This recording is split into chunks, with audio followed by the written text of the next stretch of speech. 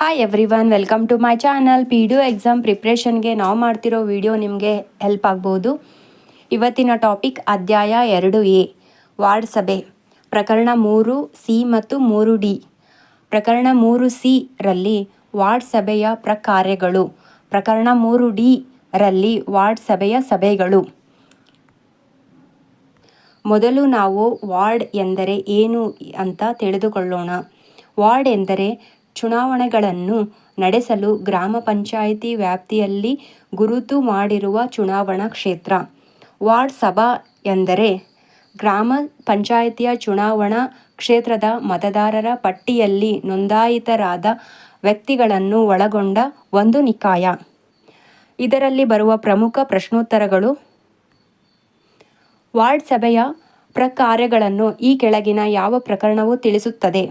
Options: ಪ್ರಕರಣ 3C, ಪ್ರಕರಣ 3B, ಪ್ರಕರಣ 3A, ಪ್ರಕರಣ 3D. ಉತ್ತರ: ಪ್ರಕರಣ 3C. ಮುಂದಿನ ಪ್ರಶ್ನೆ: ವಾರ್ಡ್ ಸಭೆಗಳು ಈ ಕೆಳಗಿನ ಯಾವ ದಿನಾಂಕದಿಂದ ಅಸ್ತಿತ್ವಕ್ಕೆ ಬರುವಂತೆ ರಾಜ್ಯಪಾಲರು ಅನುಮತಿ ನೀಡಿದ್ದಾರೆ? Options: 2004 September 2, 2003 September 2, 2005 September 2, 2006 September 3. ಉತ್ತರ: 2003 ಸೆಪ್ಟೆಂಬರ್ 2ರಂದು. ಮುಂದಿನ ಪ್ರಶ್ನೆ: 2003ರಲ್ಲಿ ವಾರ್ಡ್ ಸಭೆಗೆ ಸಂಬಂಧಿಸಿದಂತೆ ತಿದ್ದುಪಡಿ ಮಾಡಿ ವಾರ್ಡ್ ಸಭೆಗಳನ್ನು ಮೂಲ ಅಧಿನಿಯಮದ ಯಾವ ಅಧ್ಯಾಯಕ್ಕೆ ಸೇರ್ಪಡೆ ಮಾಡಲಾಯಿತು? ಆಪ್ಷನ್ಸ್: ಅಧ್ಯಾಯ 1, ಅಧ್ಯಾಯ 2, ಅಧ್ಯಾಯ 3, ಅಧ್ಯಾಯ 4. ಉತ್ತರ: ಅಧ್ಯಾಯ 2. ಮುಂದಿನ ಪ್ರಶ್ನೆ: ಮೂಲ ಅಧಿನಿಯಮವನ್ನು ತಿದ್ದುಪಡಿ ಮಾಡಿ ಯಾವ ಪ್ರಕರಣಕ್ಕೆ ವಾರ್ಡ್ ಸಭೆಯನ್ನು 2003ರಲ್ಲಿ ಸೇರಿಸಲಾಯಿತು? ಆಪ್ಷನ್ಸ್: ಪ್ರಕರಣ 2, ಪ್ರಕರಣ 3, ಪ್ರಕರಣ 4, ಪ್ರಕರಣ 5. ಉತ್ತರ: ಪ್ರಕರಣ 3. ಮುಂದಿನ ಪ್ರಶ್ನೆ: ಪ್ರಸ್ತುತವಾಗಿ ಗ್ರಾಮ ಪಂಚಾಯಿತಿಯಲ್ಲಿ ನಡೆಯುತ್ತಿರುವ ಸಭೆಗಳು ಕೆಳಗೆ ಹಂತದಿಂದ ಮೇಲಿನ ಹಂತಕ್ಕೆ ಈ ಕೆಳಗಿನ ಯಾವುದು ಸರಿಯಾಗಿದೆ? ಆಪ್ಷನ್ಸ್: ಗ್ರಾಮ ಸಭೆ, ವಾರ್ಡ್ ಸಭೆ, ಜನವಸತಿ ಸಭೆ, ಗ್ರಾಮ ಪಂಚಾಯಿತಿ ಸಭೆ. ಗ್ರಾಮ ಪಂಚಾಯಿತಿ ಸಭೆ, ಜನವಸತಿ ಸಭೆ, ಗ್ರಾಮ ಸಭೆ, ವಾರ್ಡ್ ಸಭೆ. ವಾರ್ಡ್ ಸಭೆ, ಜನವಸತಿ ಸಭೆ, ಗ್ರಾಮ ಪಂಚಾಯಿತಿ ಸಭೆ, ಗ್ರಾಮ ಸಭೆ. ಜನವಸತಿ ಸಭೆ, ವಾರ್ಡ್ ಸಭೆ, ಗ್ರಾಮ ಸಭೆ ಮತ್ತು ಗ್ರಾಮ ಪಂಚಾಯಿತಿ ಸಭೆ. ಉತ್ತರ: ಜನವಸತಿ ಸಭೆ, ವಾರ್ಡ್ ಸಭೆ, ಗ್ರಾಮ ಸಭೆ ಮತ್ತು ಗ್ರಾಮ ಪಂಚಾಯಿತಿ ಸಭೆ. ಮುಂದಿನ ಪ್ರಶ್ನೆ: 1993ರ ಕರ್ನಾಟಕ ಪಂಚಾಯತ್ ರಾಜ್ ಅಧಿನಿಯಮಕ್ಕೆ ಕರ್ನಾಟಕ ಪಂಚಾಯತ್ ರಾಜ್ ಅಧಿನಿಯಮ 2002ನ್ನು ಮಾಡಿ ಈ ಅಧಿನಿಯಮ ಸಂಖ್ಯೆ ಮೂಲಕ ವಾರ್ಡ್ ಸಭೆಯನ್ನು ಪಂಚಾಯಿತಿಗೆ ಸೇರಿಸಲಾಯಿತು. ಆಪ್ಷನ್ಸ್: 2003ರ ಅಧಿನಿಯಮ ಸಂಖ್ಯೆ 37ರ ಅನ್ವಯ, 2009ರ ಅಧಿನಿಯಮ ಸಂಖ್ಯೆ 2ರ ಅನ್ವಯ, 2010ರ ಅಧಿನಿಯಮ ಸಂಖ್ಯೆ 2ರ ಅನ್ವಯ, 2011ರ ಅಧಿನಿಯಮ ಸಂಖ್ಯೆ 2ರ ಅನ್ವಯ. ಉತ್ತರ: 2003ರ ಅಧಿನಿಯಮ ಸಂಖ್ಯೆ 37ರ ಅನ್ವಯ. ಮುಂದಿನ ಪ್ರಶ್ನೆ: ಕರ್ನಾಟಕ ಪಂಚಾಯತ್ ರಾಜ್ 2ನೇ ತಿದ್ದುಪಡಿ 2015ರಲ್ಲಿ ವಾರ್ಡ್ ಸಭೆಯನ್ನು ಯಾವ ಪ್ರಕರಣಕ್ಕೆ ಸೇರಿಸಲಾಗಿದೆ ಮತ್ತು ಪ್ರಸ್ತುತವಾಗಿ ವಾರ್ಡ್ ಸಭೆಯು ಈ ಕೆಳಗಿನ ಪ್ರಕರಣದಲ್ಲಿದೆ? ಆಪ್ಷನ್ಸ್: ಪ್ರಕರಣ 3C ಮತ್ತು 3D, ಪ್ರಕರಣ 3D ಮತ್ತು 3E, ಪ್ರಕರಣ 3E ಮತ್ತು ಪ್ರಕರಣ 3F, ಪ್ರಕರಣ 3A ಮತ್ತು 3B. ಉತ್ತರ: ಪ್ರಕರಣ 3C ಮತ್ತು ಪ್ರಕರಣ 3D. ಮುಂದಿನ ಪ್ರಶ್ನೆ: ವಾರ್ಡ್ ಸಭೆಯಲ್ಲಿ ತೆಗೆದುಕೊಂಡ ನಿರ್ಣಯಗಳನ್ನು ಈ ಕೆಳಗಿನ ಯಾವ ಸಭೆಯ ಮುಂದೆ ಮಂಡಿಸತಕ್ಕದ್ದು? ಆಪ್ಷನ್ಸ್: ಗ್ರಾಮ ಪಂಚಾಯಿತಿ ಸಭೆ, ಜನವಸತಿ ಸಭೆ, ಗ್ರಾಮ ಸಭೆ, ತಾಲೂಕು ಪಂಚಾಯಿತಿ ಸಭೆ.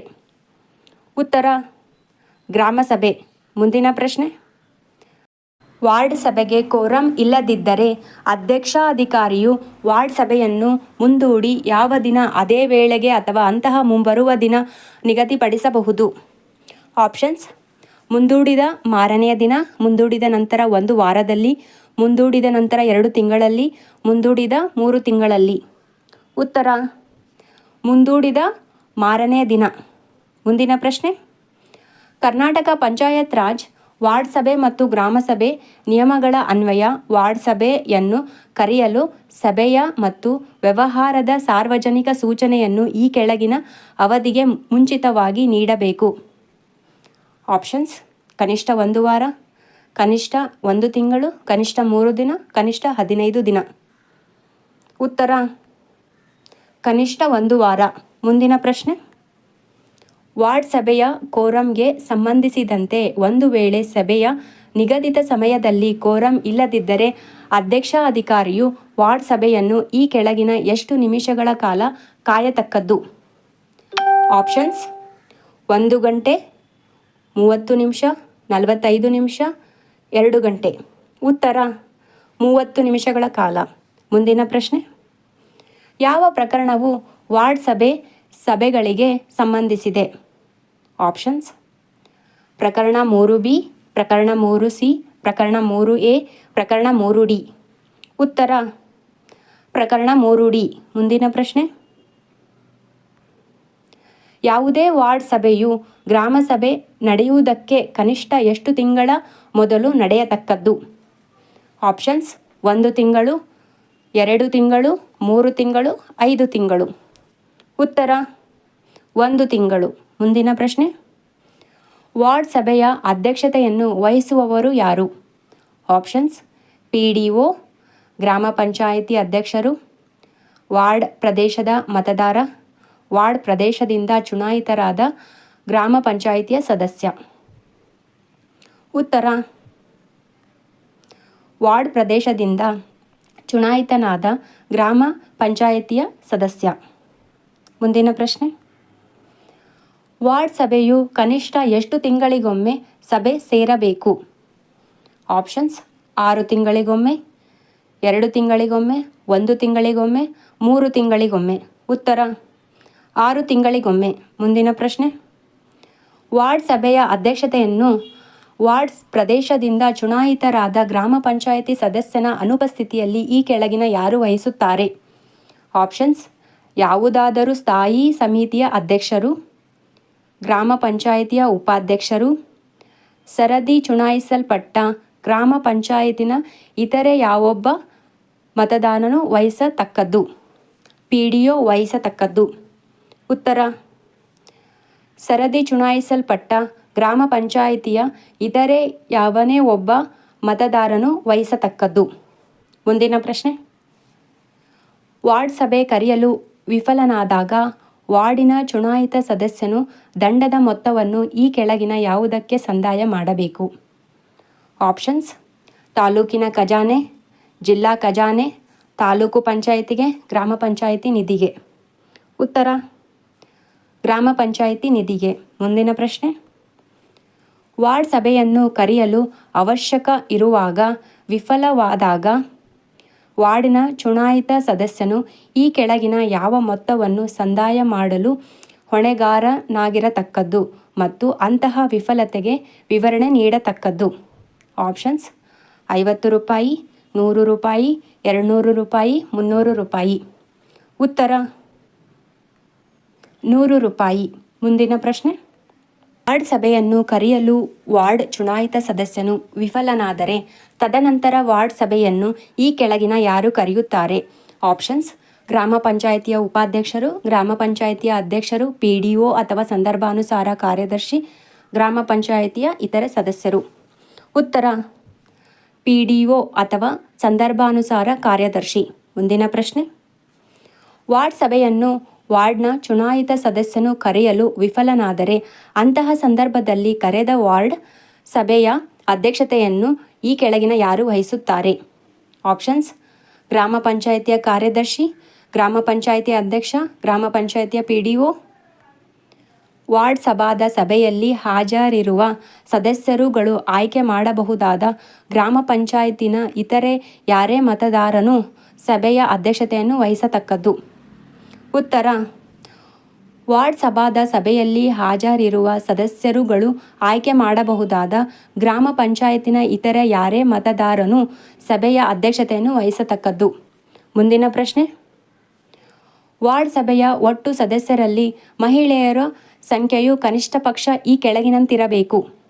ಆಪ್ಷನ್ಸ್: 40%, 30%, 10%, 50%. ಉತ್ತರ: 30%. ಮುಂದಿನ ಪ್ರಶ್ನೆ. ವಾರ್ಡ್ ಸಭೆಯಲ್ಲಿ ಅನುಸೂಚಿತ ಜಾತಿ ಮತ್ತು ಅನುಸೂಚಿತ ಪಂಗಡಗಳ ವ್ಯಕ್ತಿಗಳು ಯಾವ ಪ್ರಮಾಣದಲ್ಲಿ ಇರಬೇಕು. ಆಪ್ಷನ್ಸ್: 10%, 75%, 30% ಜನಸಂಖ್ಯೆಯ ಅನುಗುಣವಾದ ಪ್ರಮಾಣದಲ್ಲಿ.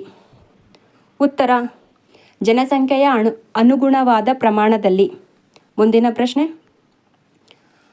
ಮುಂದೂಡಲ್ಪಟ್ಟ ವಾರ್ಡ್ ಸಭೆಯ ಕೋರಂಗೆ ಸಂಬಂಧಿಸಿದಂತೆ ಈ ಕೆಳಗಿನ ಯಾವ ಹೇಳಿಕೆ ಸರಿಯಾದುದು. ಆಪ್ಷನ್ಸ್: ಮುಂದೂಡಿದ ಸಭೆಗೆ ಕೋರಂನ ಅಗತ್ಯತೆ ಇರುವುದಿಲ್ಲ. ಮುಂದೂಡಿದ ಸಭೆಗೆ ಕೋರಂನ ಅಗತ್ಯತೆ ಇರುತ್ತದೆ.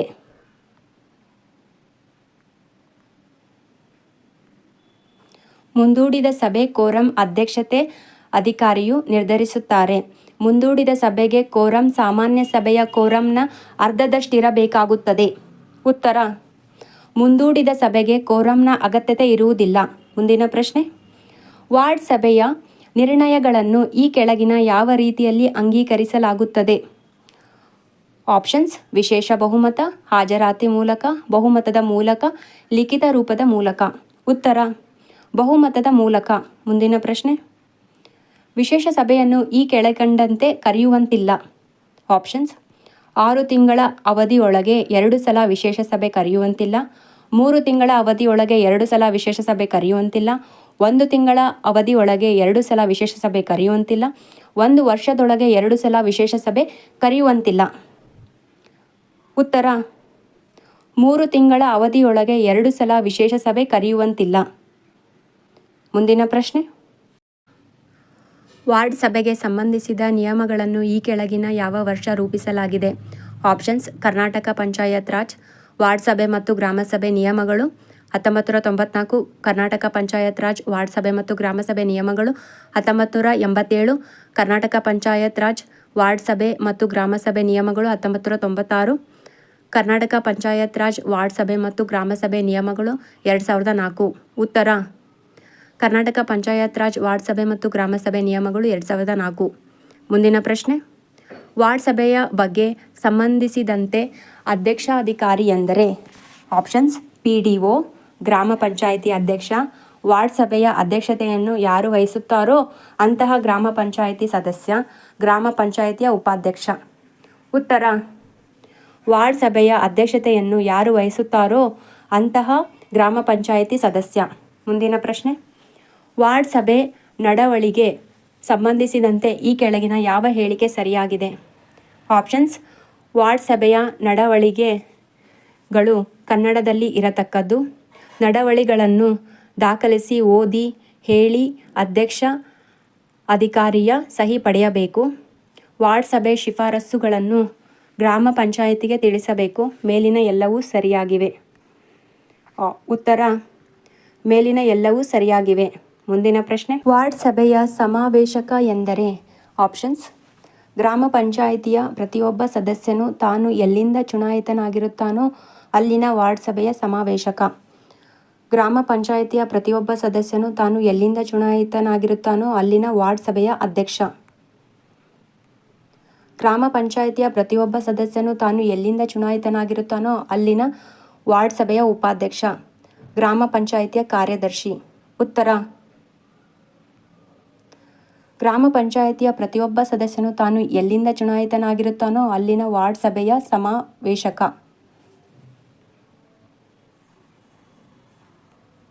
Thank you for watching. ಈ ವಿಡಿಯೋ ಇಷ್ಟ ಆಗಿದ್ದರೆ ಸಬ್ಸ್ಕ್ರೈಬ್ ಮಾಡ್ಕೊಳ್ಳಿ.